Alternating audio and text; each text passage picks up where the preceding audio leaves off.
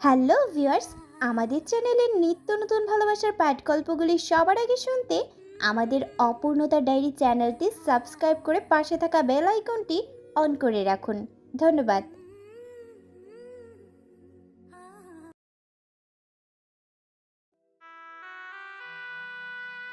আব্বা 5 বছর পর সৌদি আরব থেকে বাড়িতে এসেছে, সাথে নতুন বিদেশি মাকে নিয়ে। বাড়িতে ঢুকেই আব্বা হাঁক ডাক ছেড়ে দাদিকে বলল, মা দেখো, তোমার লাইগা পরীর মতন বউ আনছি। আব্বা মিথ্যে বলে নাই। এমন সুন্দর মেয়ে মানুষ আমি আমার ছোট্ট জীবনে দেখি নাই। ধবধবা সুন্দর মানুষ। আম্মা আব্বাকে দেখে এতটাই অবাক হলো যে আমার মুখের কথা বন্ধ হয়ে গেল। বাড়ির উঠোনে আমা ধপাস করে বসে পড়ল। আমরা দুই বোন দৌড়ে আমার কাছে গিয়ে বসতেই আম্মা আমাদের জড়িয়ে ধরে হাউমাউ করে কাঁদতে লাগলো। আবার সেদিকে কোনো ভ্রুক্ষেপ নেই। নতুন বউ নিয়ে ঘরে গেল। আবার আসার খুশিতে আম্মা সকাল থেকেই অনেক রকমের রান্নাবান্না করেছিল। আমরা দুই বোন সাজগুজ করে ঘোরাঘুরি করছিলাম আর অপেক্ষা করছিলাম কখন আব্বা আসবে, কি কি আনবে আমাদের জন্য। ভেবেই খুশিতে আত্মহারা হয়ে যাচ্ছিলাম। আব্বা দেশে আসার সাথে আমাদের সাজগোজ করা আর ভালো জামা কাপড় পরার কি সম্বন্ধ আছে কে জানে। আমার নিজেও নতুন একটা শাড়ি পরেছিল, কিন্তু আব্বা বাড়িতে আসার পর আমাদের সব আনন্দ উচ্ছ্বাস এক নিমেষেই মিইয়ে গেল। আমি অতটাও ছোট না যে আব্বার আরেকটা বিয়েকে সহজভাবে দেখতে পারবো।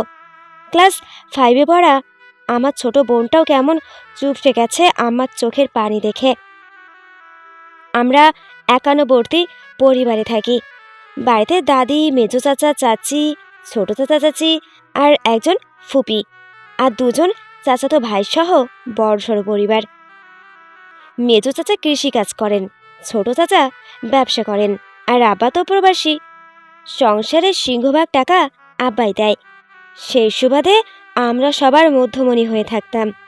বাড়িতে আমরা 3জন বাদে সবার মনেই খুশি আনন্দ। নতুন বিদেশি আত্মীয় পেয়ে গ্রামের লোকজন বউ দেখতে আমাদের বাড়িতে সকাল বিকাল আসতে লাগলো। আবার খুশি খুশি মনে একবার আরবি একবার বাংলায় ট্রান্সলেশন করে করে সবার সাথে কথা বলিয়ে দিচ্ছে। এর মাঝে অবশ্য আমাদের দুই বোনকে ডেকেও কথা বলিয়ে দিয়েছে। আমার কষ্ট পাবে দেখে আমি বেশি কথা বলিনি, তবে পারুলের ইচ্ছে ছিল আর একটু কথা বলার। আমার নতুন শাড়ি পাল্টে পুরানো শাড়ি পরলো, এমনকি সারাদিন না খেয়ে ঘরের এক কোনায় পড়ে রইল। কেউ সান্ত্বনা দিতেও আসলো না। মাঝে অবশ্য গ্রামের কয়েকজন বয়স্ক মহিলা এসে ঘরের দরজায় দাঁড়িয়ে হা হুতাশ করলো। কেউ কেউ বলল, কপাল পুড়ল তোর মুখ পুরি, কপাল পুড়ল। কপাল যে পুড়লো সেটা তো আম্মা নিজেই জানে। তাদের এসে এসে বলে যাওয়ার কারণটা বুঝলাম না। মাগরিবের আগ সময় দাদি এসে মাকে বলল, জামাই বিয়া করছে, মরে তো আর নাই, এত শোক পালন করা লাগবো না। নাতনি গুলারে খাওন দাও, নিজেও খাও। আম্মা কিচ্ছু বলল না। মাটিতে পা ছড়িয়ে হেলান দিয়ে বসে রইল। আমার উত্তর না পেয়ে আমার দিকে তাকিয়ে বলল,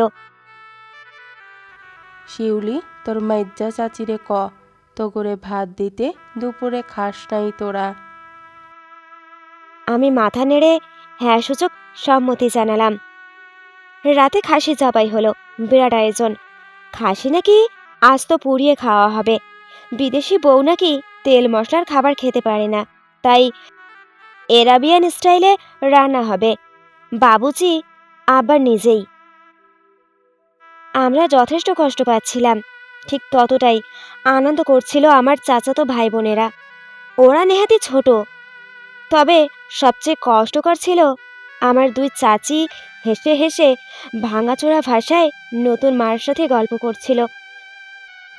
তারা একবারটির জন্যও আমার কাছে আসেনি খোঁজ নিতে। ছাগল পড়ানো দেখে আরও বাচ্চা কাচ্চা জড় হলো। কেমন উৎসব মুখর পরিবেশ। আব্বা সুরে সুরে গলা ছেড়ে গান ধরল, মিলন হবে কতদিনে, আমার মনের মানুষ এলো শনে, আমার মনের মানুষ এলো শনে। গানটা সুখের নাকি দুঃখের বোঝা গেল না, তবে আবার গানের গলা চমৎকার। চাঁদের আলোয় আব্বা খুব যত্ন করে খাসি পড়াচ্ছে আর গানের সুর তুলছে। আবার গান শুনে আমা হাউমাউ করে কাঁদতে লাগলো। পারুল আমার পাশ ঘেঁষে বসে বলল, আম্মা, গানটা কি খারাপ? তুমি কান্দো কেন? আমার হেঁচকে উঠে গেল কাঁদতে কাঁদতে। আমাকে চিল্লিয়ে বলল, তোর আব্বারেই বল গান থামাইতে, আমার কানে বিষ লাগতেছে। আমি ওঠার আগেই পারুল দৌড়ে গিয়ে বলল, আপা, গান থামান, আমার কানে বিষ লাগে। আব্বা পারুলের দিকে তাকায়, আবার ছাগলের গায়ে তেল লাগানোর মনোযোগ দিল। এরপর আরেকটা গান ধরল। তুই যদি আমার হইতি রে ও বন্ধু, আমি হইতাম তোর, কোলেতে বসাইয়া তোরে করিতাম আদর। ও বন্ধু রে, তুই যদি আমার হইতি রে। আবার গান শুনে চাচিরা হাসতে হাসতে বলল, আপনারই তো হয়েছে, আবার কি এর এত আফসোস? আব্বা আরো জোরে গান গাইতে লাগলো। গানে তালে তালে বাচ্চারাও নাচছে। রাতে আমরা কেউ খেতে গেলাম না। পারুলের পোড়া মাংস খাবার খুব শখ। আমাকে কয়েকবার জিজ্ঞাসা করেছে যাবে কিনা। শেষবার আমার একটা জোরে সোরে থাপড় মারার পর এখন চুপ করে বসে আছে। এদিকে ক্ষুধায় আমাদের জীবন যায় যায় অবস্থা, কিন্তু আমারে ছাড়া খেতেও পাচ্ছি না। সবার খাওয়া শেষে ছোট চাচি তিনজনের খাবার নিয়ে আসলো, পোড়া মাংস আর রুটি। পাউলের চোখ মুখ খুশিতে ঝলমল করে উঠল। আম্মা গলা খাকারিয়ে বলল, খাউন লাগবো না আমগো, লইয়া যাও, আমরা তিনজন না খাইয়া মরমু, তোমরা সুখ করো। আমার কথা শুনে পারুলের উজ্জ্বল মুখটা একদম মিনিয়ে গেল। যে ছোট চাচি কোনোদিনও আমার মুখের ওপর কোনো কথাই বলে না, আজকে সে টিপকিনি কেটে বলল, নিজের দোষে জামাই হারাইছেন, আপনি না খাইয়া মরেন, না করছে কে? মাইয়া গুলানরে মারবেন কেন? হেগো কি দোষ? আম্মা আকাশ থেকে পড়ল ছোট চাচির কথায়। নিজের কানকে সে বিশ্বাস করতে পারছিল না। আমার রাগে কিছু একটা বলতে গিয়েও থেমে গেল। চাচি যাওয়ার পর আমা হঠাৎ করেই কেমন স্বাভাবিক আচরণ করার চেষ্টা করলো। হয়তো মেয়েদের সামনে অপমানজনক কথাটা সহ্য করতে পারছে না, সবকিছু আড়াল করতেই এই অভিনয়। আম্মা নিজ হাতে আমাদের দুই বোনকে খাইয়ে দিলেন, কিন্তু আম্মা খেলেন না। সারা রাত বাড়ির বারান্দায় বসে কাটালেন। ঘুমের মাঝেও আমার ফুপিয়ে ফুপিয়ে কান্না আমার কানে এসেছে। 7 দিন পর আব্বা উঠানে মিটিং বসালেন। মিটিংয়ের প্রধান উদ্দেশ্য আম্মার বিচার করা। আম্মার বিরুদ্ধে আব্বার অভিযোগ হলো আব্বা আসার পর আম্মা নিজ থেকে তার সাথে কথা বলতে চায় না। মেয়েদেরকেও নাকি সলা পরামর্শ দিয়ে দূরে রেখেছে। আব্বা আর নতুন বউয়ের যত্নের দায়িত্ব আম্মার, কিন্তু আম্মা সেটা অবহেলা করছে। আব্বা দাদিকে উদ্দেশ্য করে বলল, মা, তুমি কও হ্যার কি বিচার হওয়ান দরকার? তালাক না? আম্মা আটকে উঠল আব্বার মুখে তালাকের কথা শুনে। আব্বাকে চাচা চাচিরা সায় দিল, এমনকি দাদি কিছুক্ষণ চুপ করে থেকে বলল, বড় বউ অবশ্যই অন্যায় করছে, কিন্তু এইটার লাইগা তালাক দেওয়ান যায় না। এর মাঝে মেজো চাচা বলে উঠল, হ্যাঁ, যদি জামাইরে না মানে তাহলে এই সংসারে থাইকে কি লাভ? তালাকই হন উচিত। দাদি আবার দিকে তাকিয়ে বলল, জহির, তুই আর কয়দিন থাকবি? আব্বা বলল, ভাবছিলাম 2 মাস থাকবো, কিন্তু তোমার বিদেশি বউ এর কষ্ট হইতেছে এখানে, তাই 20-22 দিন আছি আর। দাদি বলল, জমিলার শাস্তি হইল আগামী 20-22 দিন তোর লগে 3 বেলা বইসা ভাত খাইব, তোরে ভাত বাইরা খাওয়াইব। দাদির শাস্তির ফয়সালা শুনে সবাই খুব বিরক্ত হলো, এমনকি আম্মাও। ছোট চাচি বলল, আম্মা এটা কেমন শাস্তি দিলেন? এটা করেন নাই দেখাই তো বিচার বসলো। এটা কেমন বিচার বুঝলাম না। দাদি ছোট চাচিকে থামিয়ে দিয়ে বলল, সতীন লইয়া এক লগে বইসা ভাত খাওন অত সোজা না ছোট বউ, যা বুঝো না তা লইয়া কথা না কন ভালা। এর মাঝে খবর পেয়ে ফুপু শ্বশুরবাড়ি থেকে আসলো। যদিও ফুপু বেশিরভাগ সময় এ বাড়িতেই থাকে, তবু এবার বেশ কিছুদিনের জন্য গিয়েছিল।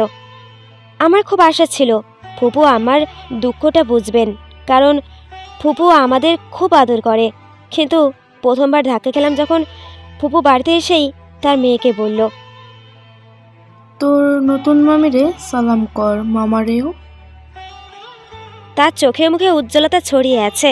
তার খুব ভাগ্যবতী মনে হচ্ছে নিজেকে, ভাইয়ের এমন সুন্দর বউ বিয়ে করতে পারায়। আমি আর পারুল কিছুটা দূর থেকে পুরোটা দেখছিলাম। ফুপু এবার মাথা ঘুরিয়ে আমাদের দেখে আবার চোখ ফিরিয়ে নিল। ফুপুর এমন আচরণ আমার মনটা ভেঙে দিল। ফুপু আসার পর থেকে আমার ওপর আরও মানসিক চাপ শুরু হলো। সারাক্ষণই আব্বার এই লাগবে ওই লাগবে সব কিছুর খবরদারি ফুপুর হাতে চলে এলো। আমরা এই সংসারের উচ্ছিষ্ট হয়ে গেলাম। আমি অবশ্য ফুপুর উদ্দেশ্য বুঝতে পেরেছি। ফুপুকে ইনিয়ে বিনিয়ে কয়েকবার বাবাকে বলতে শুনেছি যেন ফুপুকে বিদেশে নিয়ে যায়। আমার আম্মাকে দেখলে আমার খুব অবাক লাগে। আব্বার প্রতি অগাধ ভালোবাসা মাকে কেমন অবুঝ বানিয়ে রেখেছে। এই যে আব্বা এত বড় একটা অন্যায় করলো, তবুও আমার ভালোবাসা বিন্দু মাত্র কমেনি। সবাই আমার ওপরের রাগটা দেখছে, কিন্তু আমি ভেতরটা দেখতে পাই। মাঝরাতে আমার প্রায় জায়নামাজে বসে কাঁদে আর বিড়বিড় করে বলে, আল্লাহ, আমার ভিতর আপনি রাগ দুঃখ দিছেন, তাই আমি কান্দি। কিন্তু এই কান্দনের পানি যেন মানুষটার অভিশাপ না হয়, তারে আপনি ভালো রাখেন, সুখে রাখেন। আমি চুপচাপ ঘুমের ভান করে শুয়ে থাকি আর ভাবি, ইস, আব্বা যদি একবার এই কথাগুলো শুনতো, তাহলে কি আমারে ভালো না বেশে থাকতে পারতো। অনেকদিন পর বাড়িতে দেশি রাতা মোরগ রান্না করা হচ্ছে। যদিও উদ্দেশ্য আব্বার, কিন্তু সবার জন্যই রান্না হচ্ছে। আব্বার উৎসাহের শেষ নেই। আমি আর আম্মা কাটা বাছা করছিলাম। আব্বা বারবার উকি মারছিল রান্নাঘরে, কতদূর হলো রান্না তার তদারকি করতে। এর মাঝে আব্বাকে দেখে আম্মা আমাকে ডেকে বলল, তোর বাপরে জিগা, মুরগিতে কি ঝাল দিমু নাকি হের বিদেশি বউ খাইতে পারবো না? আমি বলার আগেই আব্বা বলল,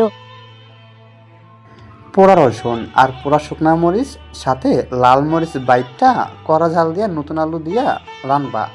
মুরগি আমি খামো, হ্যাঁ না খাইলেও চলবো। আর লগে লাউ পাতা দিয়ে চ্যাপটা শুটকির বড়া বানাইও। বিদেশি বিলাইরা এগুলো স্বাদ বোঝে না, এগুলোর সিদ্ধ খাইলেই চলে। তারপর আমার দিকে তাকিয়ে বলল, তোর নতুন মার জন্য একটা ফার্মের মুরগি হলুদ লবণ দিয়া বিলাইয়ের খাওয়ানোর মতো সিদ্ধ করে দিবি, আর কিছু লাগবে না। আমি খুব বিরক্ত হয়ে বললাম, আব্বা, আমার কোনো নতুন পুরাতন মা নেই, আমার মা একটাই। আমার কথায় আব্বা মনে কিছুটা আঘাত পেয়েছে। কিছু না বলে মাথা নিচু করে হেঁটে চলে গেল। আব্বা যাওয়ার সাথে সাথেই আমার রেগে মেগে বলল, বাপের লগে বিয়াদবি করলি কেন? আমি এগুলা শিখাইছি তো করে। আমি আমার কথায় আকাশ সমান বিস্ময় নিয়ে তাকিয়ে রইলাম। কি অদ্ভুত নারী প্রেম। হঠাৎ পারুল এসে বলল, আম্মা, মুরগি হয়েছে, কলিজাটা আমারে দিবা, খাইতে মন চাই। আমার একটা ছোট বাটিতে কলিজাগুলো উঠিয়ে দিয়ে বলল, তোর আব্বার কাছে নিয়ে যা, সে খাওয়ার সময় তোরে একটু দিব। তোর তোর বাপ আর তুই তো সব সময় কলিজা ভাগাভাগি করে খাইতি, এখন বাপরে ছাড়া খাবি? যা নিয়ে যা। পারুল দৌড়ে কলেজার বাটিটা নিয়ে আবার কাছে গেল আর কিছুক্ষণ পর মুখ মলিন করে ফিরল। আম্মা পারুলের মুখ দেখে বলল, কি রে মুখ কালা কেন? পারুলের চোখ মুখ লাল হয়ে আসছে, মনে হয় কান্না করে দিবে। কাপা কাপা গলায় বলল, একটা কলিজা আব্বা খাইছে, আর একটা পানি দিয়ে ধুইয়া নতুন মারে খাওয়াইছে। কথাটা বলেই পারুল ভেউ ভেউ করে কান্না করে দিল। আম্মা দৌড়ে এসে পারুলকে জড়িয়ে ধরে কপালে চুমু খেয়ে বলল, আমারে মাফ কইরা দে সোনা, আমি তোরে আবার কলিজা রান্না করে খাওয়ামু। আমার চোখের কোণে পানি চিকচিক করছে। এই পানি হয়তো পারুলের জন্য, আর না হয় আবার সন্তানের প্রতি অবহেলার জন্য। আমার আর পারুলের দেখা দেখি আমার চোখেও পানি চলে আসলো। আব্বা কি সত্যি আমাদের আর ভালোবাসে না? আব্বা পাক্কা 20 দিন পর সৌদি চলে গেল নতুন মাকে নিয়ে। আমার অনিচ্ছা সত্ত্বেও আমরা এই কয়দিন একসাথে খাবার খেয়েছি। আমার ভেতরের দুঃখটা যেন আরও গাঢ় হলো। হয়তো আব্বাকে চোখের দেখা দেখেও আমার শান্তি হয়। আব্বা যাওয়ার পর থেকে বাড়ির সবার আচরণ আরও বেশি বদলে গেল। যেই আমরা ছিলাম মধ্যমণি, সেই আমরাই কেমন সবার তুচ্ছ তাচ্ছিলের শিকার হতে থাকলাম। চাচিরা আগে আম্মাকে সম্মান করত, আর এখন কথায় কথায় ছোট করে। আমরা কেমন এক ঘরে হয়ে যেতে থাকলাম। দাদিও একদম চুপ হয়ে গেল। আর তাছাড়া আব্বা আমাদের হাতে কোনো টাকা পয়সাও দিয়ে যায়নি। আমার সারাদিন চোখের পানি ফেলে, নামাজের সেজদায় পড়ে পড়ে কাঁদে। সামনে আমার এসএসসি পরীক্ষা, কিন্তু পড়াশোনায়ও মন দিতে পারছি না। দুঃখের থেকেও ভয়ানক দুঃখ মানুষের জীবনে আসতে পারে, সেটা টের পেলাম মাসখানেক পরে। হঠাৎ সৌদি থেকে ফোন এলো, আব্বা রোড অ্যাক্সিডেন্টে মারা গেছে। খবরটা শোনার পর থেকে দাদি বিলাপ করছে। আমরাও 2 বোনও খুব কান্না করলাম। শত হলেও বাপ তো খালি আম্মা সারাদিন বোবার মতো বারান্দায় বসে রইল। সন্ধ্যায় দাদি এসে আম্মাকে কয়েক দফা কথা শোনালো। আম্মা অভিশাপ দিয়েছে কিনা দাদি বারবার জানতে চাইল। আম্মা একদম নিরসভাবে বসে রইল, যেন একটা পাথর বসে আছে, এর কোনো প্রাণ নেই। দাদি তাও জানতে চেয়েছে, কিন্তু চাচি ফুপিরা সরাসরি মাকে দোষারোপ করতে লাগলো। 2 দিন পর আম্মাকে হাসপাতালে নিতে হলো। না খেয়ে মরার মতো দশা।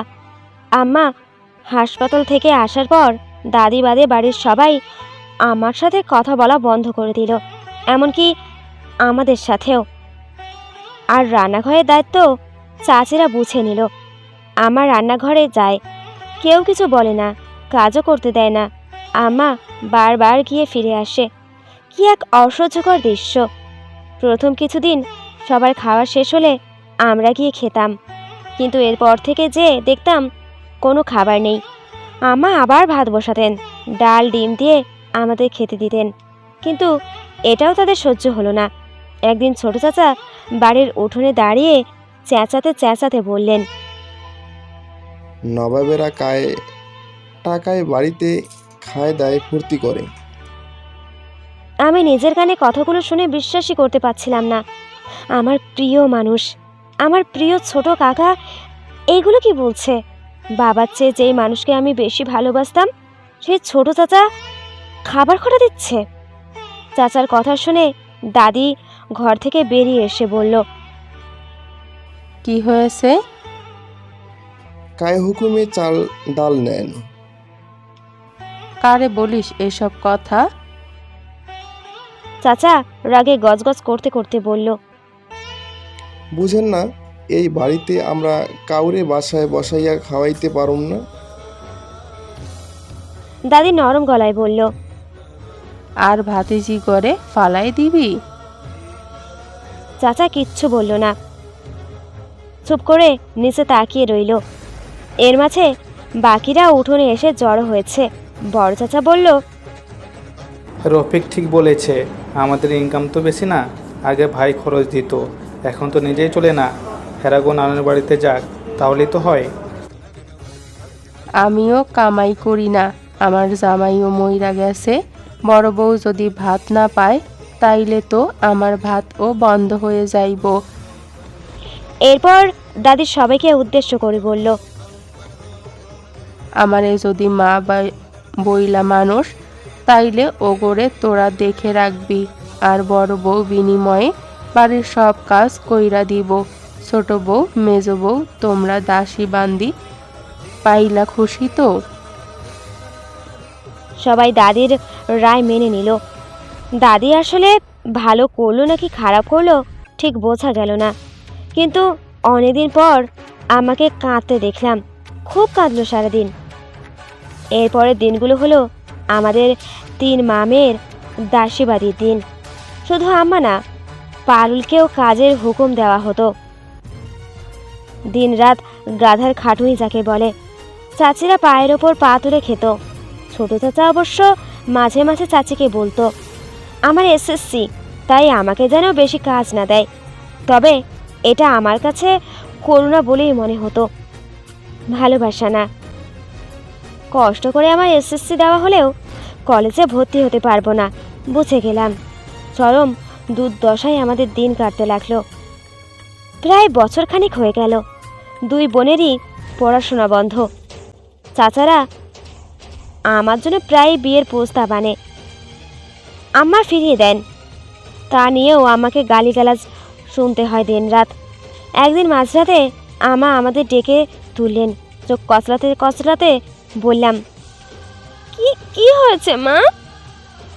মা চোখ মুখ শুকনো করে বলল, তোর দাদি তোদেরকে ডাকছে, চল। আমরা টলতে টলতে দাদির ঘরে গেলাম। দাদির শরীরটা বেশ কয়েকদিন যাবৎ খারাপ। সারাক্ষণই কান্নাকাটি করে, মরে যাবে ভেবে। আমাদের দেখে দাদি কোনো রকমে উঠে বসলেন। বালিশের নিচ থেকে একটা পোটলা বের করে আমার হাতে দিয়ে বললেন, আমার ওপর কষ্ট রাইখো না বউ। আমি যদি তোমারে কাজের লোক না বানাইতাম তাইলে ওরা তোমা ঘরে থাকতে দিত না। আমার পোলা ঘরে আমি চিনি। আমা কাঁদো কাঁদো গলায় বলল, মা, আমি আপনার এই চিকিৎসা করামো, আপনি মরবেন না, ডরায়েন না, আল্লাহ ভরসা। দাদি কিছুক্ষণ অন্যমনস্ক থেকে বলল, এইখানে কিছু গয়না আছে, এক সেট তোমার বিয়ার গয়না, যা আমি খুইলা নিছিলাম তোমার বিয়ার রাইতে, তোমার বাপ যৌতুক দেয় নাই দেইখা। আরও আছে 1 জোড়া কানের জিনিস আর গলার জিনিস।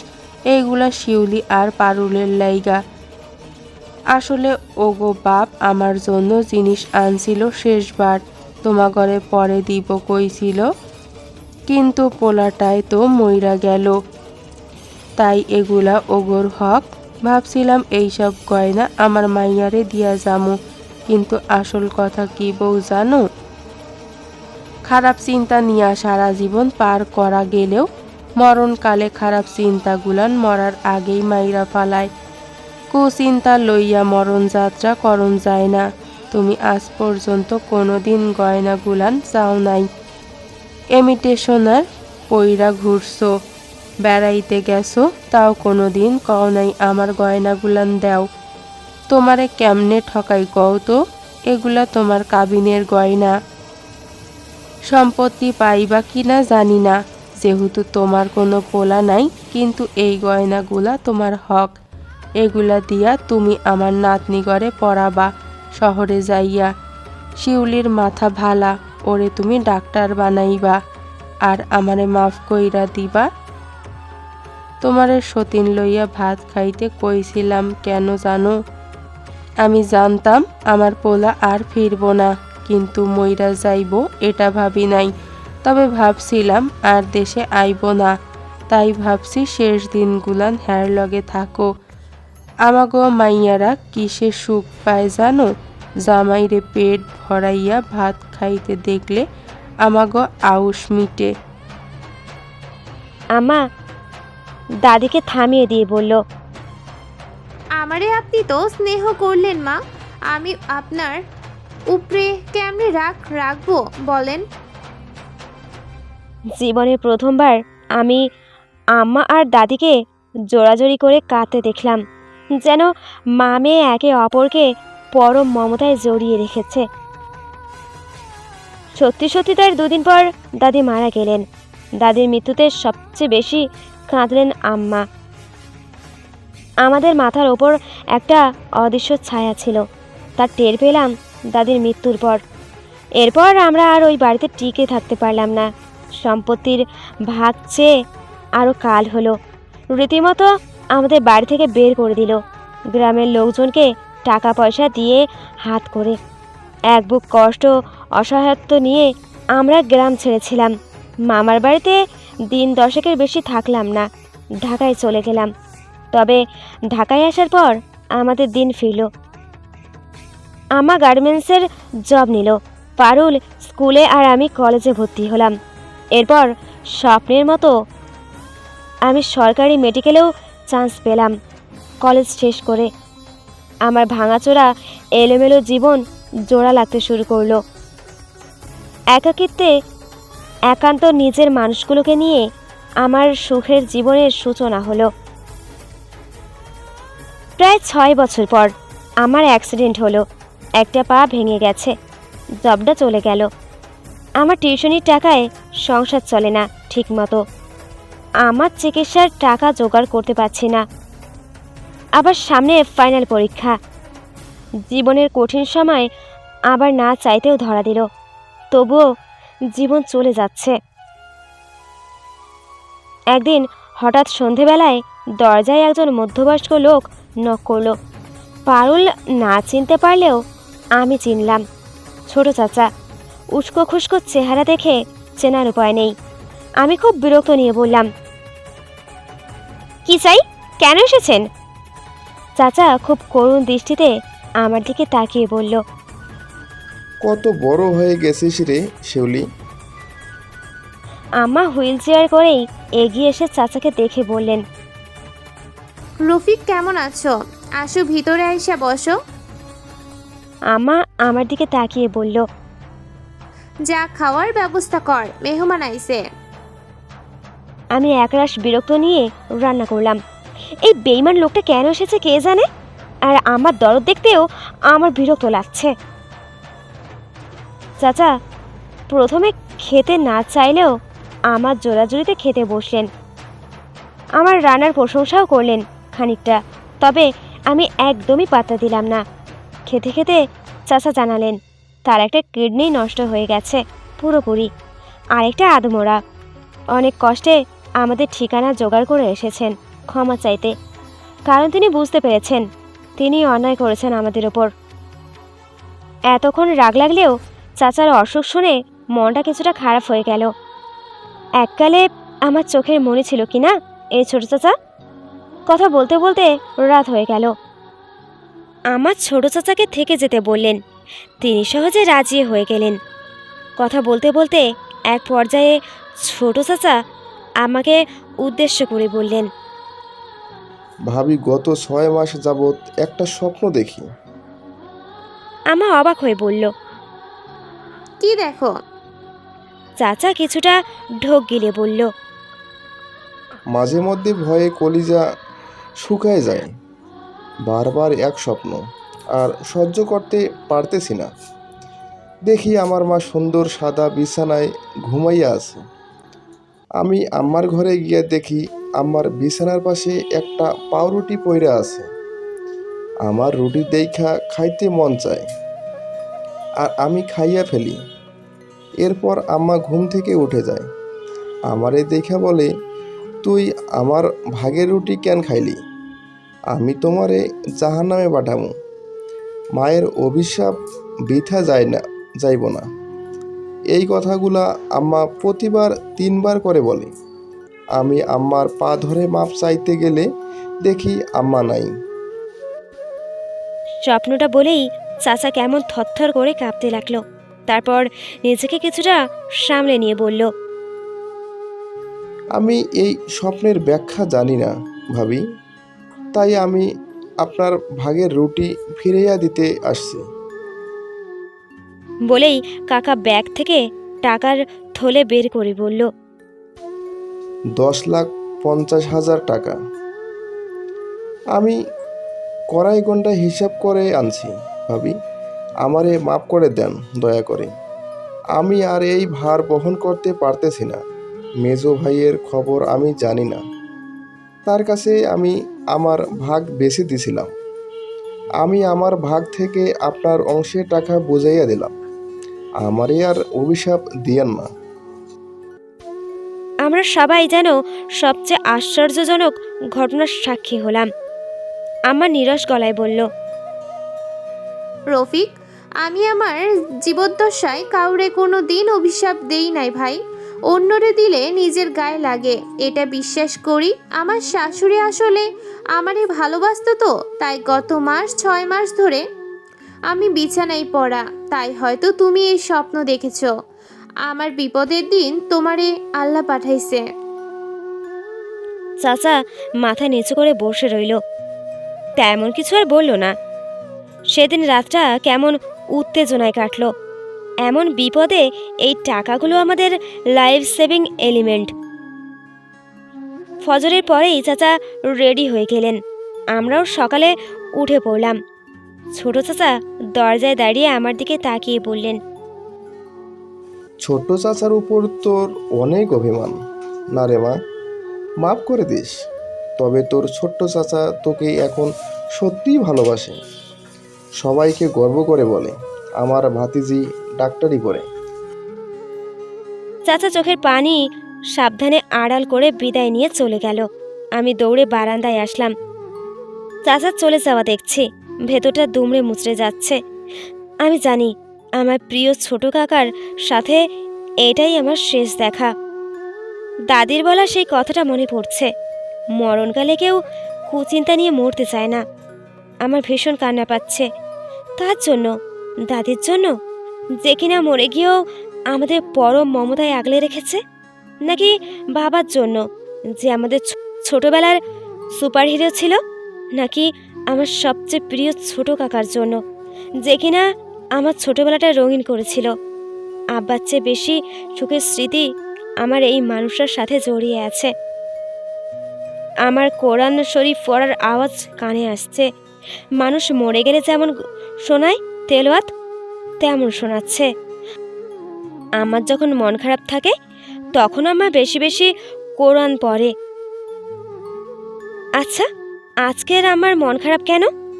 তাহলে কি সত্যি ছোট চাচা মারা যাচ্ছেন? আমার এখনো মনে আছে, আব্বা মারা যাবার 3 দিন আগে, দাদি মারা যাওয়ার আগে আমার ঠিক এমন কাঁপা কাঁপা গলায় কোরআন পড়েছিল। অসহ্য যন্ত্রণায় আমার ভেতরটা ছিঁড়ে যাচ্ছে। ভোরের কাকের ডাকাডাকি এগুলো কেমন আর্তনাদের মতো লাগছে। আমি ছোট চাচার চলার পথের দিকে তাকিয়ে আছি। মহাকালের শেষ যাত্রায় আমার প্রিয় মানুষের চলে যাওয়া দেখছি।